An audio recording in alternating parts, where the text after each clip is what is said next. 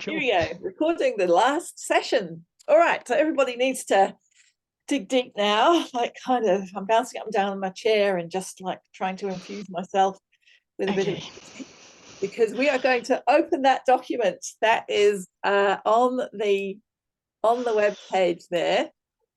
We're at we're in session 3. All right, so we're going to open that document, that Google presentation, Orbit Tumors.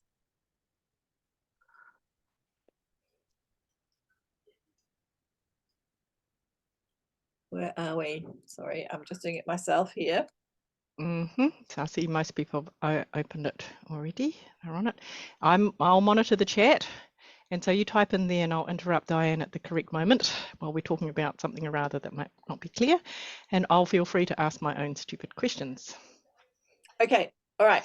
So these are some examples of, this is a typical exam question, right? 14-year-old. Oh, hang on. Are you going to screen share? You're not screen sharing. Of course. I'm just losing it now. Have chocolate. Look what I've got. These are very nice, brought to me by one of my collaborators. Okay, here we go. I will now screen share. All right. There we go. That's much better. Hang on, where are you? You're over there now. All right, here we go. So 14-year-old presents with progressive proptosis over the past 9 months, and CT suggests an optic nerve glioma. All right, so this is your exam question. What are the histological features of optic nerve glioma? And what is the histology of the main differential diagnosis? I'm actually just going to escape the slideshow. All right. So I'm going to play this video. So the first thing we need to know about is the normal structures. Oh, did you share the audio? Share the audio. You have to stop share and then share again. You know, you have to press that button. Yeah, by the audio. Yeah. Sound. Here we go. That might work. Today we're going to talk about the optic nerve. Yep. Did you hear all that? Yes, yeah, I can hear loud. Yan talk. Here's a cross-section of the eyeball, and right at the back here is the orbit nerve. So axons from the retinal nerve fiber converge at the optic nerve head here, where the physiologic blind spot is. The axons travel backwards, crossing the lamina cribrosa within the sclera here, passing on back towards the brain. From here on, the axons become myelinated by oligodendroglia, and the nerve diameter, as you can see, pretty much doubles to nearly 3 millimeters. The nerve fibers are surrounded by astrocytes, oligodendroglia, and also collagen septae that you can see here. And the nerve is invested by the meninges, which is the dura, the arachnoid, and the pia mater that you can see surrounding here.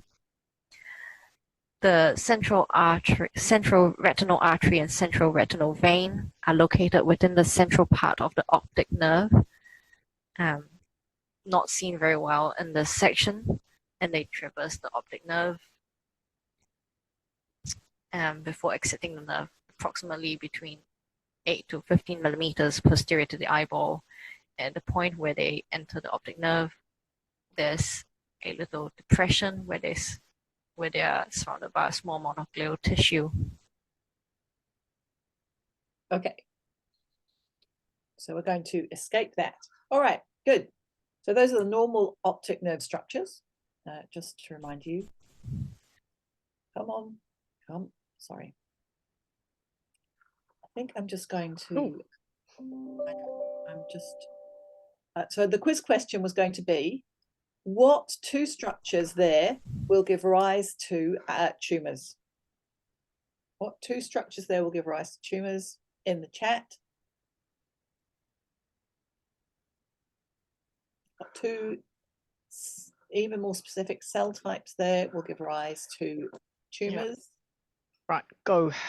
Great. So meningothelial cells, great, that form part of the arachnoid layer, and astrocytes that form astrocytomas.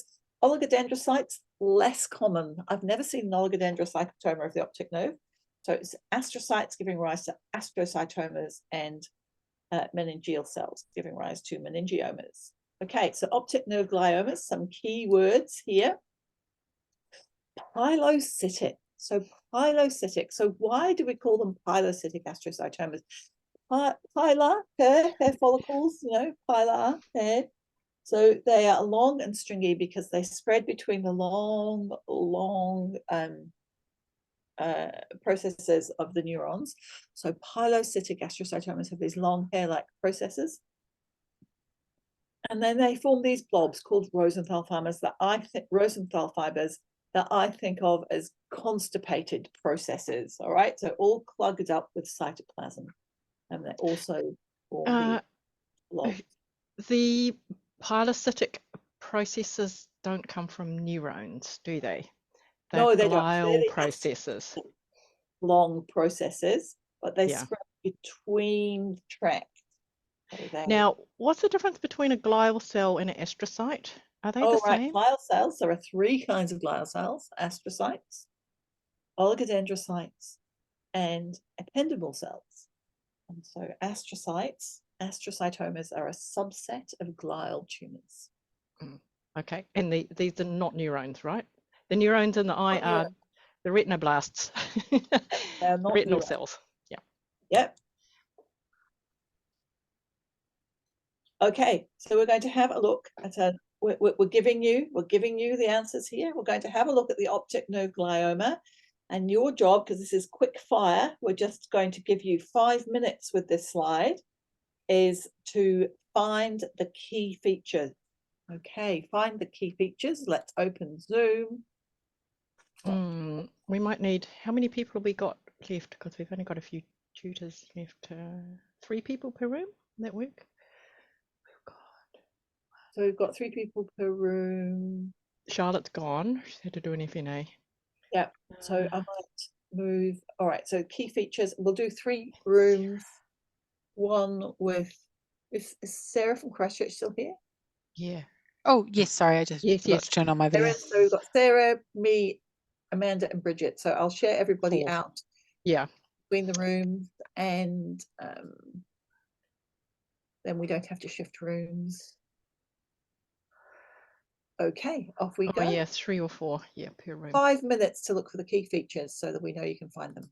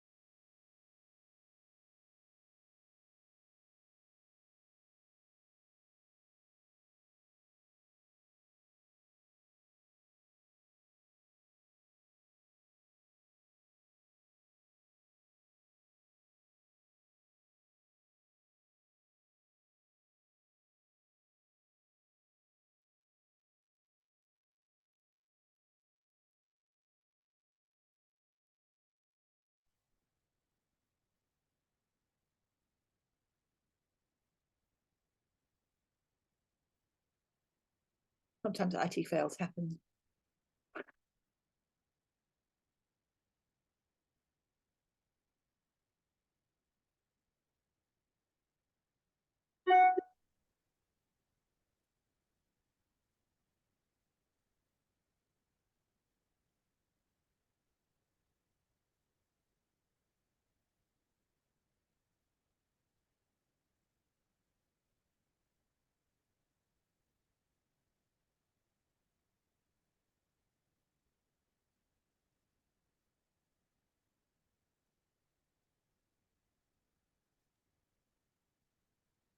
Oh, no.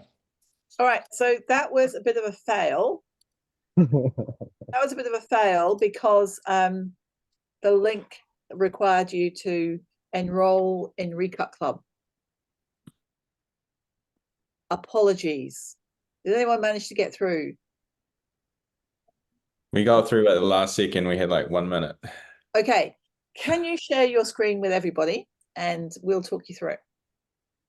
Mm, So we didn't manage to get into Recut Club. So I Oh, brought didn't you? Amanda. Oh, No, because I Very thought I good. might be having trouble as well. So I thought we'd just talk through this one. sure. And you can, yeah, just use the picture and reinforce the picture from your slide deck, I suppose, because it's exactly what we're trying to see. Okay, so Liam, are you able to share? Did you get through? Mm-hmm.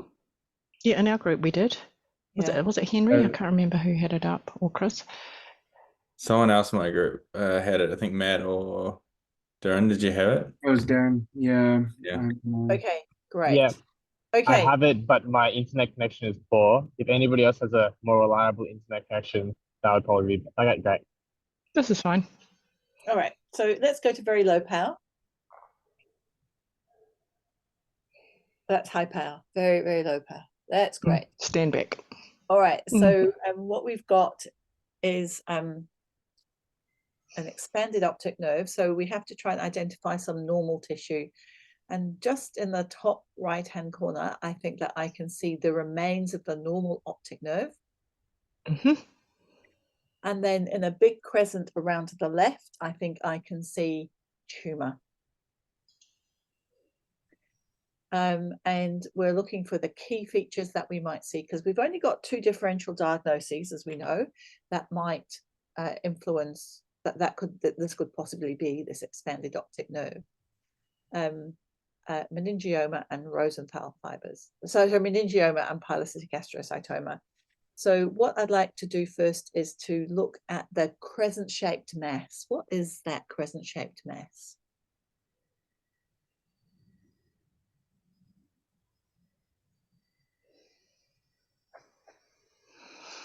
Because it's lost the normal optic nerve architecture. It's been obliterated by this, and there's lots of bleeding going on, blood. There is, that's right. So something that tells me it's abnormal. So there's lots of blood vessels. Let's go a bit closer.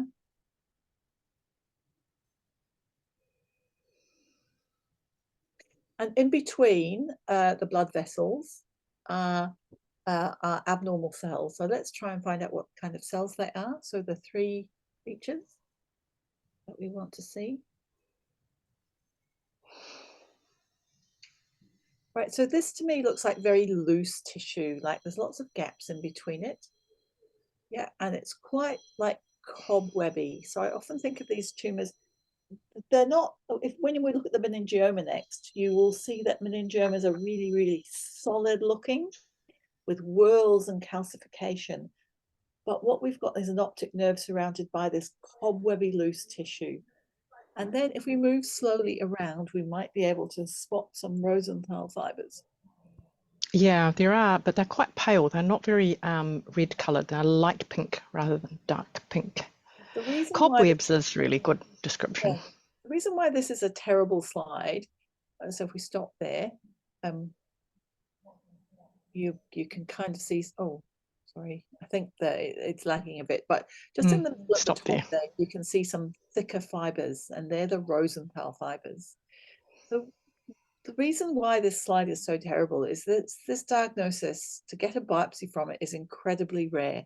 They're diagnosed by radiology and they aren't treated by biopsy or taken out by biopsy. They're treated by radiation. Radiotherapy, yeah. So notice what I did. I decided what was normal tissue-ish tissue, the optic nerve, where the abnormal tissue was, and then I looked to see whether it was one of the two confirmatory diagnoses, because what you might get is a picture of, you know, an optic nerve with an abnormal section around it, and then pictures like this, and you've got to decide whether it's cobwebby with Rosenthal fibers, because there will be Rosenthal fibers if they take the photo, or whether it's got whorls of meningothelial cells that look more solid. Okay, I don't want to spend a whole lot of time on this one. I want to whip to the next one, which is the meningioma, so that we can compare and contrast them fairly rapidly. So if you go back to the PowerPoint to the next slide, orbit tumors to the next slide, you've got optic nerve meningioma. That's just in the ordinary leads one. And I would like you to look, are you putting it in the chat, Amanda? No, they got a self-service here. No right. spoon feeding. Look for the bland meningothelial cells arranged in whorls with psammoma bodies, and memorize that phrase so that when you see what you see, you can trot it out again. Oh, psammoma body. That's a tricky term. What does that mean? Yes. So we will We'll see some. we'll see some. We'll see some. Yeah. Yeah, we'll see some. Here we go. Keyword. Keyword. Yeah. All right. So I'm going to go into Zoom. I'm going to put you all back into your breakout rooms, and we will do it again with that one a bit more successfully.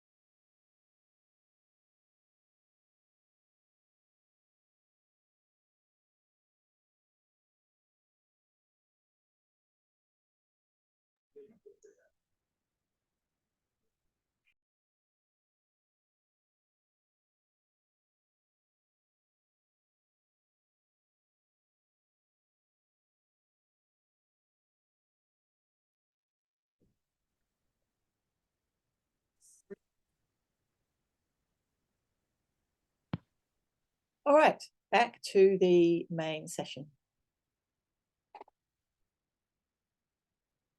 All right, so hopefully you've kind of got this idea in your head about, you know, if the question is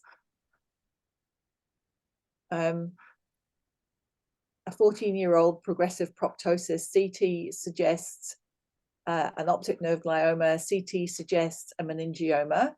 You can now describe what are the typical histologic features of optic nerve glioma / meningioma.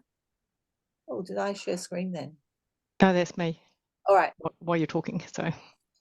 And this meningioma. So for any histology, remember 3 specific features and then the common words that describe benign and malignant.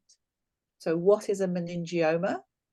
So what are the histologic features? A circumscribed proliferation of these are the benign words: bland, non-mitotically active cells with no evidence of necrosis that form, these are the specific words, psammoma bodies and whorls of meningothelial cells, often with prominent blood vessels. So you can just massage it to sound really expert by knowing benign words and three words from every specific tumor that you want to describe.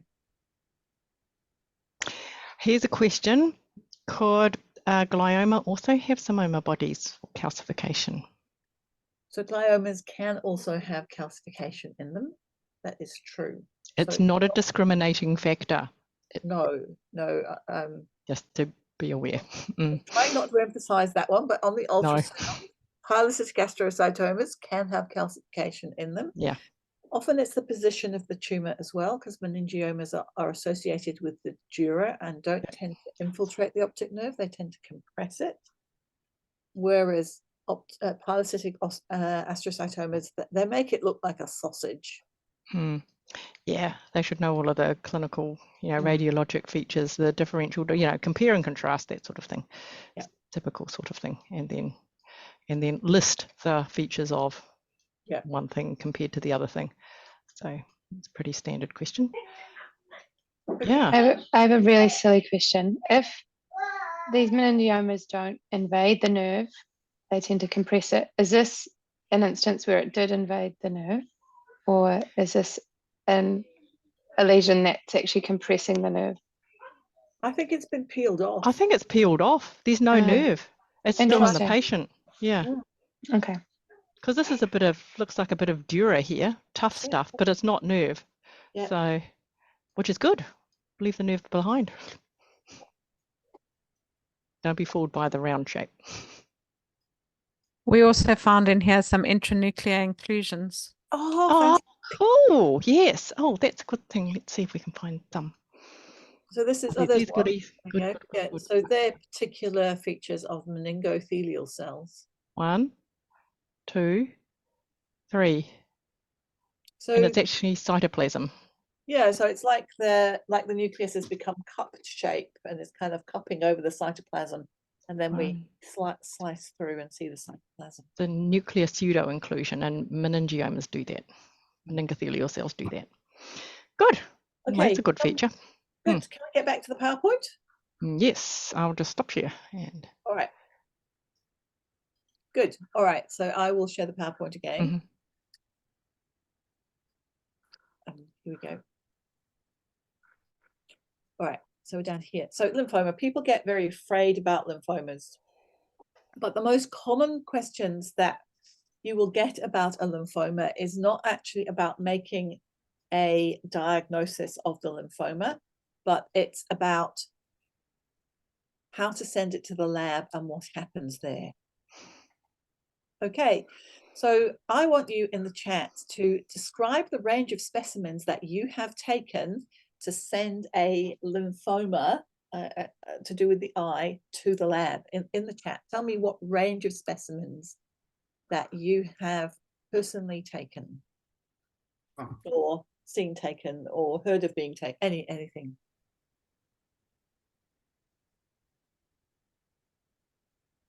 Okay, so people have had, wow, that's a lot.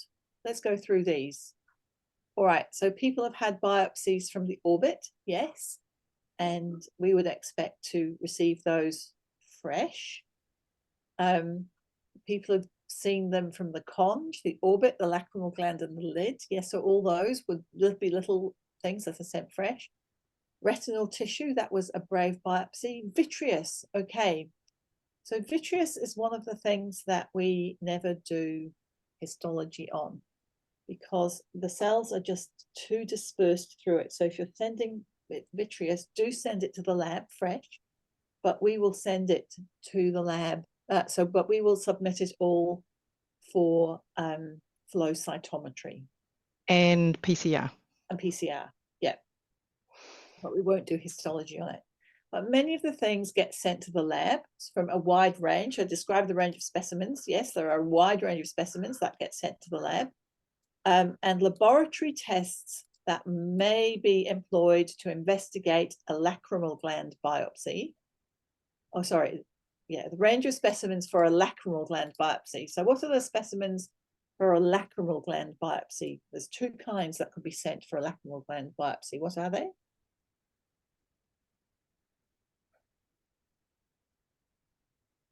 There's excisional and incisional. Yes, so there's tissue and there's FNA. Sorry, my voice failed there. There's FNA. Okay, FNA, yeah. Both of them need to go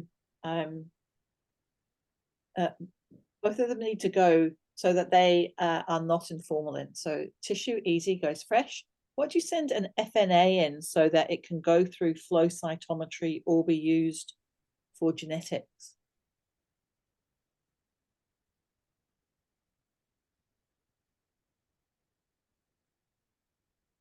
Doing an FNA of a lymphoma.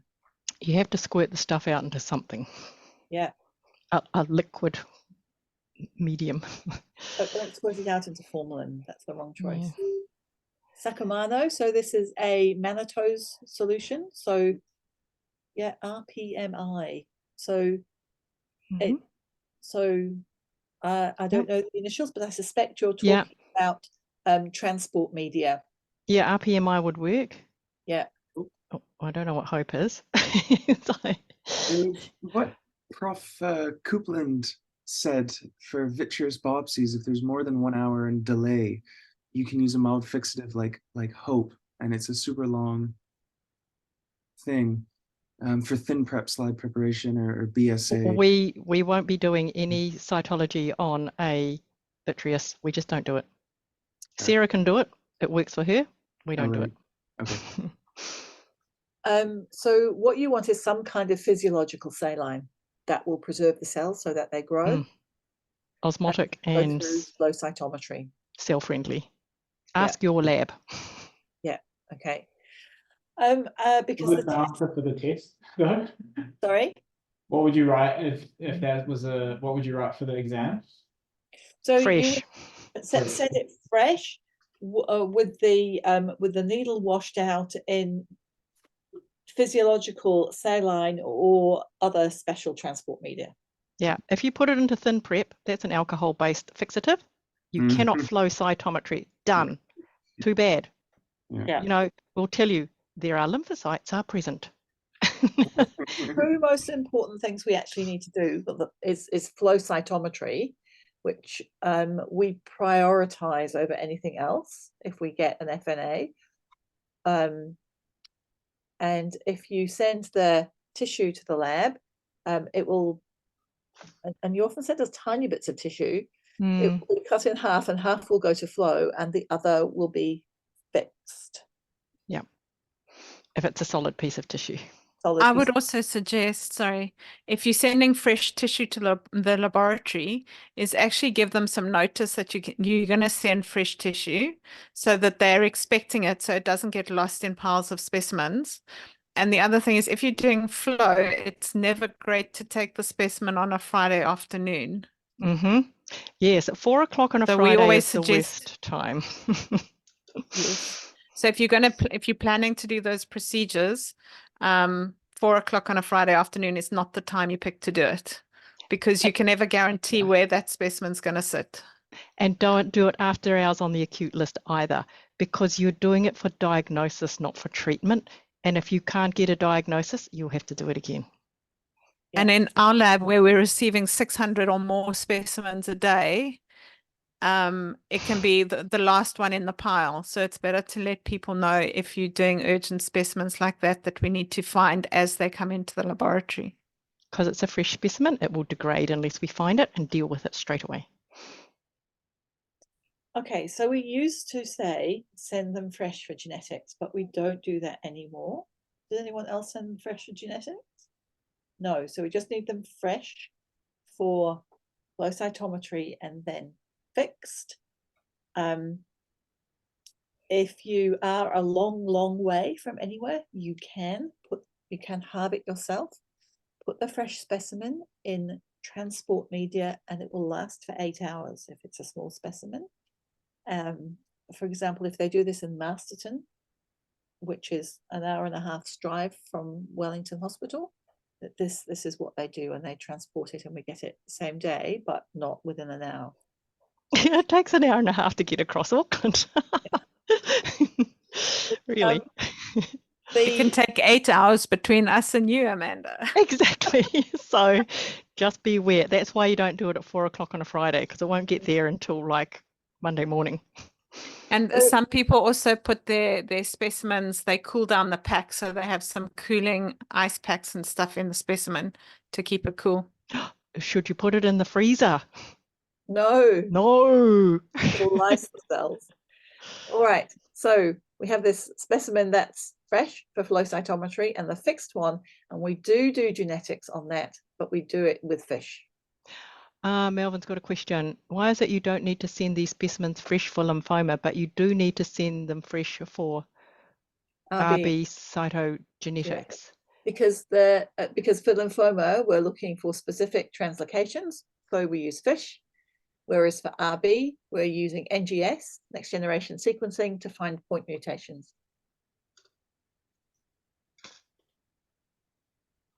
Okay, so laboratory tests are fish on fixed tissue, histology with immunohistochemistry, and flow cytometry. Okay, and the range of specimens in a lacrimal gland is FNA or incisional or excisional biopsy. Good. Discuss the spectrum of lymphoid tumors which can affect the orbit. I hate questions like this because they're so broad.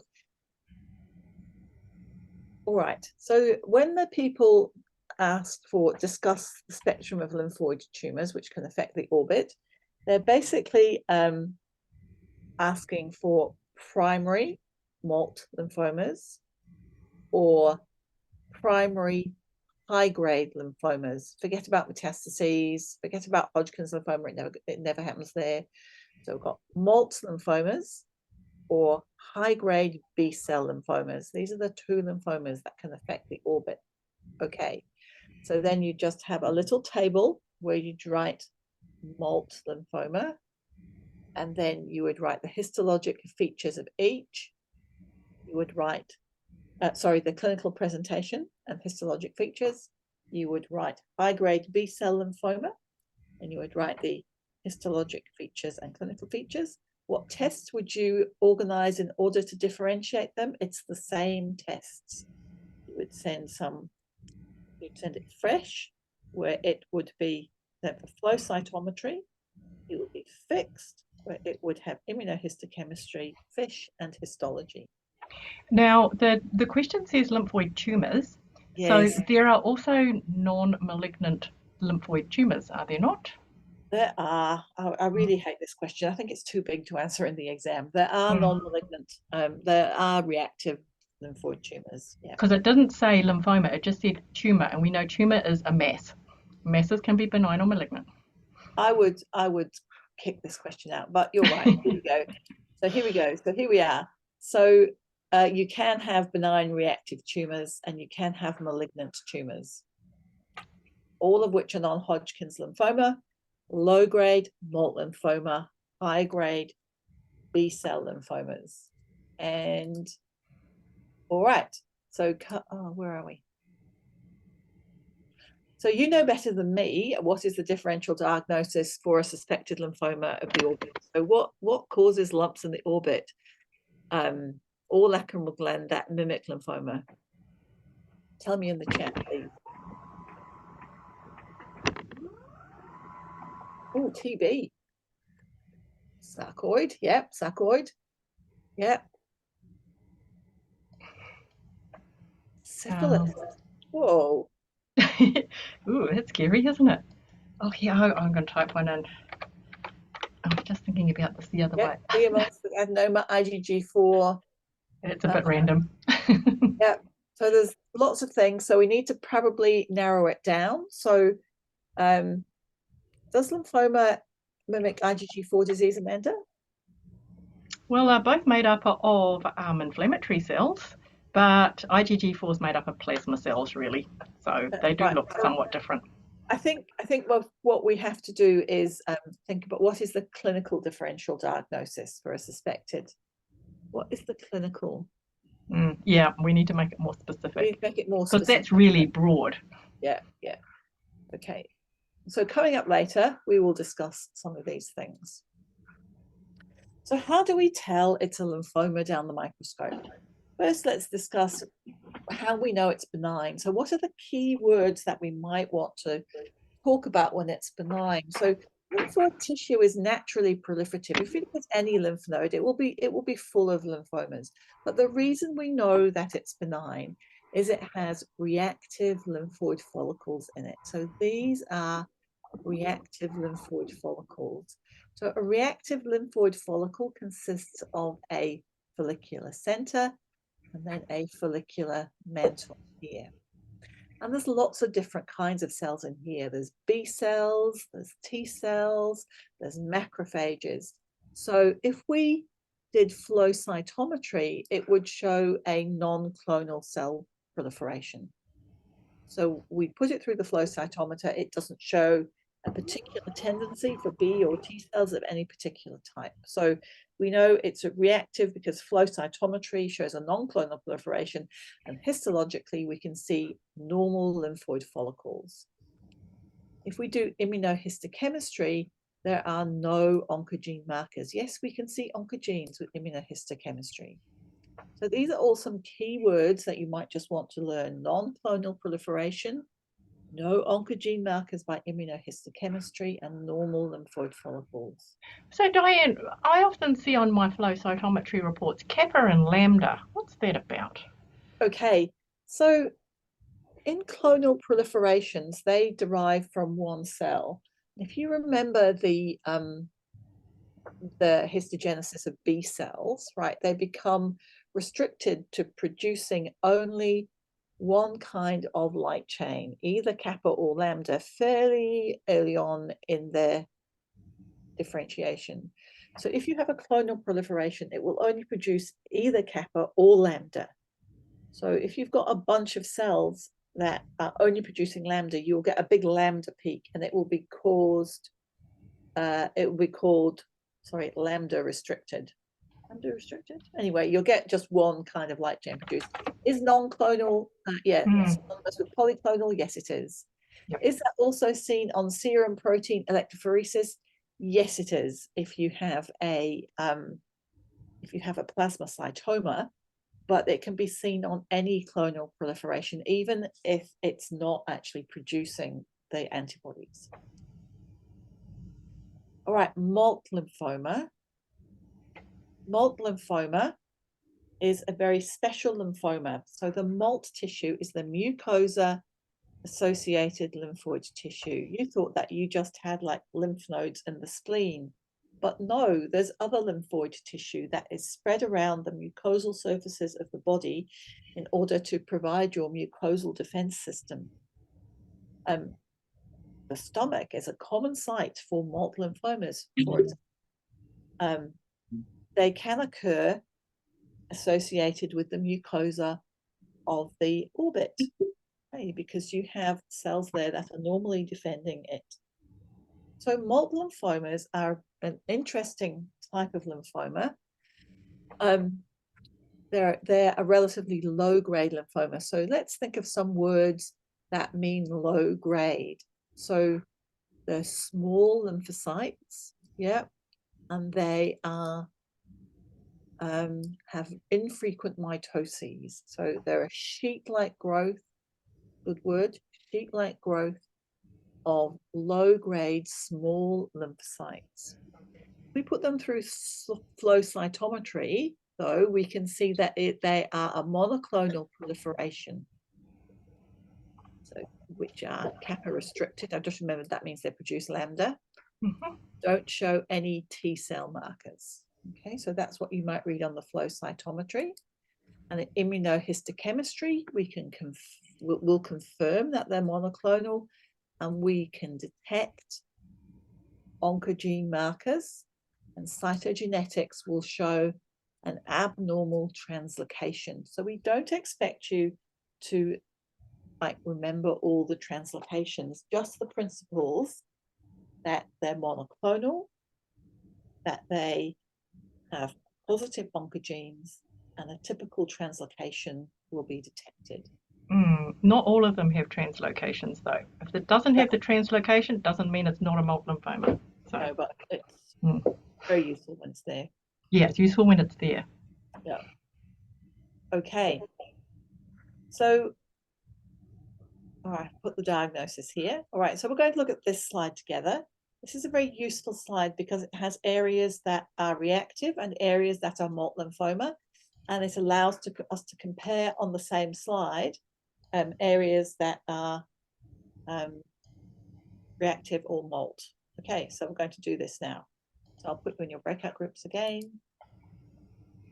and I'll stop sharing, and we'll go to breakout rooms, and I want you to discuss with your tutors which are the reactive and which are the other ones, the tumor ones.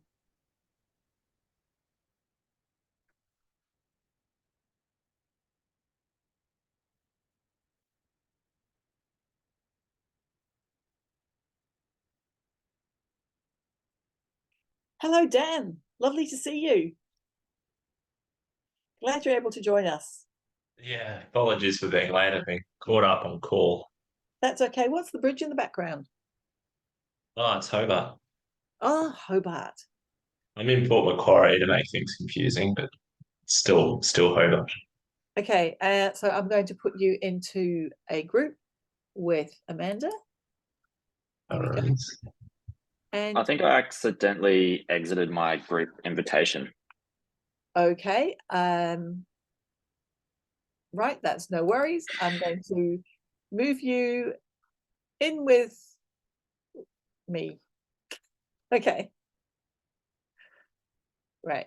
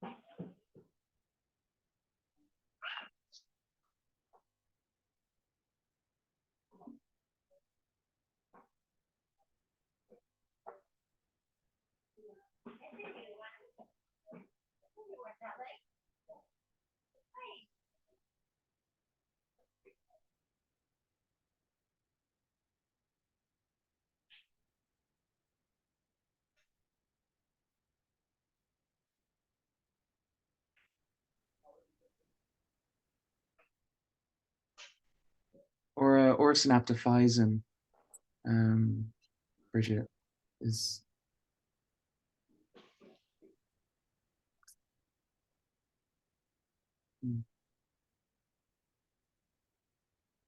Okay, we're now at 10 to 5. All right. Right, so lots of things to see there. Did you see the lymphoepithelial lesions? Oh, we did. We just saw that at the very end. So, Did everyone see the lymphoepithelial lesions? Shall I share screen? Or have you got it Not up? in my group. Okay, let's go and let's share the screen. And Have you got it up? I don't. I've got it up if we want to, and I remember where we found it. Yeah, there's lots of nice ones. So malt lymphomas. So here I'm noticing the normal tissue is that we've got some lacrimal gland, which is the speckledy areas, and fat, which is also all around the background. So people were a bit confused because the darkest area catches our eye, but is that malignant? No, that's normal lacrimal gland. Yeah, little gland shapes, right? Little round circles, glands, fat, normal. And then we've got like all these purple cells. Mm-hmm. And they are in several areas. They form large and small nodules. Nodules. And they surround the large ducts at the center of There's the a large duct. gland. Yeah. And they've wiped out the background gland, haven't they? They've destroyed it in areas. Destroyed it. They have. Destructive. Bad behavior. This low power, we've got the duct to the right that looks a bit like Papua New Guinea. Mm-hmm. And that one. That one there. Yep. And just by its tail on the right, we've got a few reactive areas. So I was explaining to my group that you detect reactive areas by looking for pale areas with a rim around them. Now they're difficult to find in this tumor because they've been completely wiped out. But often malt lymphomas do occur in the background of chronic inflammation. So in the stomach with chronic Helicobacter inflammation, in the eye with chronic chlamydia inflammation. So there's there's lovely lymphoepithelial lesion there actually. Yep. So it's grown out of this chronic inflammation, and it's spread. I like to think like the sea coming in, destroying and surrounding all the sand castles. Specific little lymphocytic cells that infiltrate the duct epithelium, and this is what the textbooks call a lymphoepithelial lesion, because these lymphocytes are what's called they're epitheliotrophic. They love epithelium. It's their job to love epithelium and to capture those antigens and show them to the dendritic cells. When they go out of control, form a lymphoma, they still love the epithelium, but they love it to death. So we might have to just break down what we're seeing a little bit more here. So there's pink blobs here. Is that abnormal? No, that's normal duct secretion. Yeah, so I see a ring of epithelial cells around that. So these are ducts, little ducts, and that's a secretion. I call them inspissated tears, but I suppose whatever lacrimal glands make, tears. And then, so those are the epithelial cells, those cuboidal ones there. The lymphocytes are the dark fellows with a pale halo around them. Because look out here, dark fellows with pale halo. Here they are, they're sitting on top and destroying the epithelial cells around them. If you can get your eye on this 2-cell population there. And they all have white space retraction artifact around the lymphocytes. So little islands of residual damaged epithelium.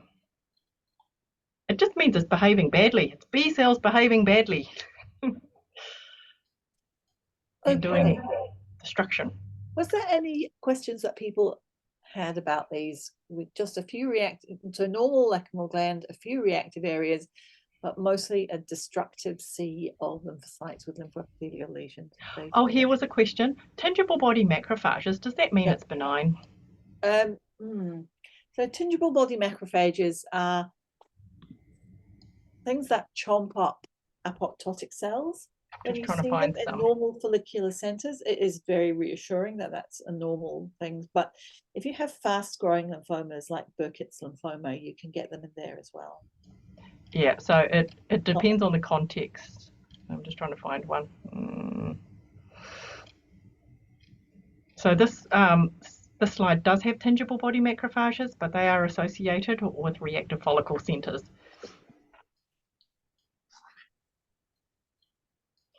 All right, done. Yep. Any other questions? Oh, I've lost my chat window. Where's that went? Chat.